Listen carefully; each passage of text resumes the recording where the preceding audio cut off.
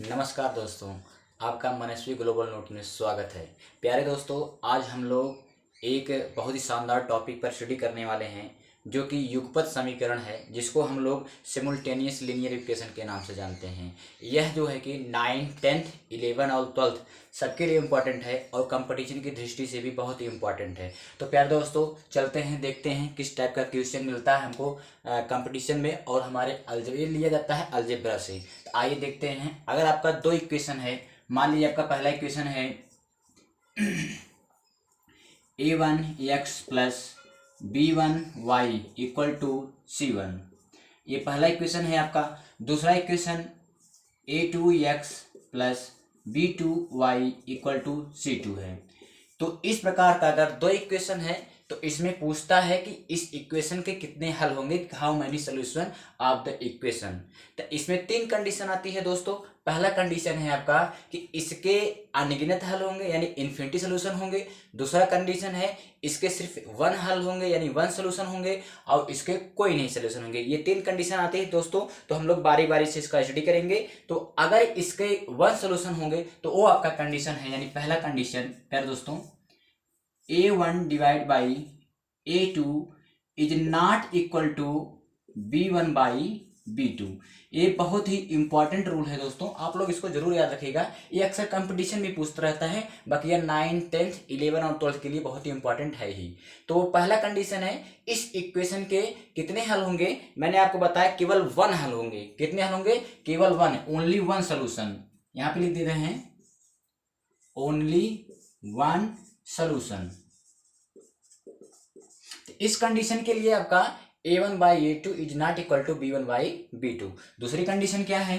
दूसरी कंडीशन आपका क्या है दोस्तों, a1 divide by a2 equal to b1 divide by b2 equal to c1 divide by c2। यानी अगर आपका ये तीनों a1 divide by a2 equal to b1 divide by b2 equal to c1 divide by c2, इसमें आपका अगर ये equal है तो इसके इन्फिनिटी हल होंगे। कितने हल होंगे? अनगिनत। इन्फिनिटी हल होंगे। कितने हल होंगे? अनगिनत, यानी इन्फिनिटी इन्फिनिटी इन्फिनिटी सॉल्यूशन। तो इस कंडीशन में अगर आपका ये तीनों बराबर है प्यारे दोस्तों, a1 divide by a2 equal to b1 divide by b2 equal to c1 divide by c2, इस कंडीशन में इन दोनों जो इक्वेशन दिए गए हैं इसके आपके इन्फिनिटी सोल्यूशन होंगे। तीसरी कंडीशन आपका है a1 divide by a2 equal to b1 divide by b2 is not equal to c1 divide by c2। कहने का मतलब आपका प्यारे दोस्तों, तीसरी कंडीशन आपका a1 divide by a2 equal to b1 divide by b2 is not equal to c1 divide by c2। इस condition में आपका इसके पहले कंडीशन का ओनली वन सोल्यूशन, दूसरे कंडीशन का इन्फिनिटी सोल्यूशन। इसका जो है कि एक कैसा कंडीशन आता है कि आपका इसमें जो हल होगा वह एक भी हल नहीं होगा, नो सोल्यूशन,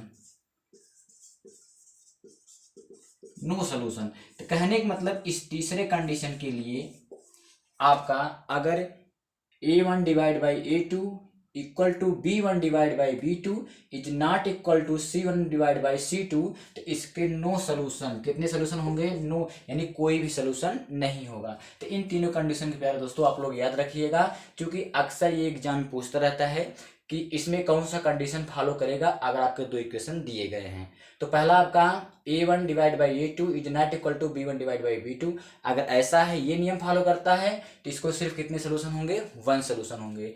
अगर आपका a1 divide by a2 is not equal to b1 divide by b2 is equal to c1 divide by c2, तो इसको इन्फिनिटी सोल्यूशन है, यानी तीनों बराबर रहेंगे तो इन्फिनिटी सोल्यूशन होंगे। अगर a1 divide by a2 is not equal to b1 by b2 है तो वन सोल्यूशन होंगे। और इस तीसरे कंडीशन में a1 divide by a2 equal to b1 divide by b2 is not equal to c1 divide by c2 है, तो इसके आपके नो सोल्यूशन होंगे, कोई भी सोल्यूशन नहीं होंगे।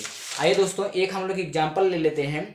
अगर दो इक्वेशन है आपके, मान लीजिए इसको इरेज कर रहे हैं, अगर आप लोग नहीं लिख पाए होंगे तो पोस्ट करके आप लोग लिख लीजिएगा।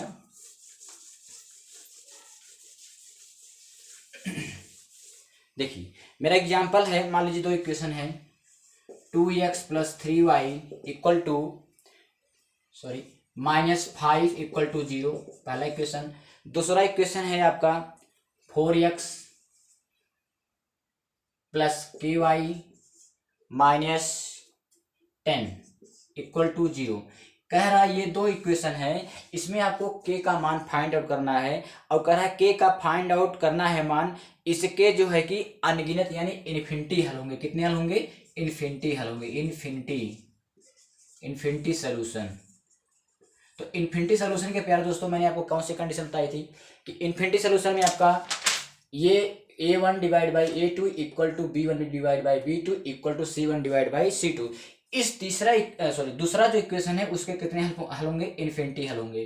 तो इसमें पूछ रहा है कि k का वह मान बताइए जिससे कि इस समीकरण का इन्फिनिटी सोल्यूशन हो। तो सिंपल सी बात है प्यारे दोस्तों, a के स्थान पे 2 है, और b1 के स्थान पे 3 है, और c1 के स्थान पे आपका 5 है, -5 है, इधर आके प्लस हो जाएगा, और c2 के स्थान पे आपका यहाँ पे इधर आके प्लस 10 हो जाएगा, और b2 के स्थान पे क्या हो जाएगा? e2 का स्थान पे आपका 4 हो जाएगा। तो लेट्स गो, इस कंडीशन को फॉलो करते हैं। a1 यानी 2/4 इक्वल टू b1 यानी 3/k इक्वल टू c1/c2 यानी -5 डिवाइड बाई -10, ये कैंसिल हो जाएगा, 5/2 आ जाएगा। इसको दोस्तों हम लोग ऐसे भी लिख सकते हैं, 2 1 जा 2 यानी 1/2 equal to 3/k equal to 5 1 जा 5 5 2 जा 10 यानी 1/2।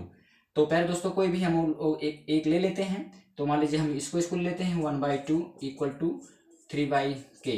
तो इम्प्लाइज दैट क्रॉस मल्टीप्लाई कर देंगे तो आपका k इक्वल टू 2 3 जा 6 आ जाएगा। पहले दोस्तों यहाँ पे हमारा इस इक्वेशन में k का मान क्या होगा? 6, यानी 6, अगर k 6 होगा तब इस इक्वेशन के इन्फिनिटी सोल्यूशन होंगे। तो इस टाइप का क्वेश्चन पहले दोस्तों कंपटीशन में क्लास 9 10th 11 12 में पूछता रहता है। तो इसी प्रकार का शानदार वीडियो पाने के लिए हमारे चैनल को लाइक कीजिए, शेयर कीजिए, सब्सक्राइब कीजिए। Thank you.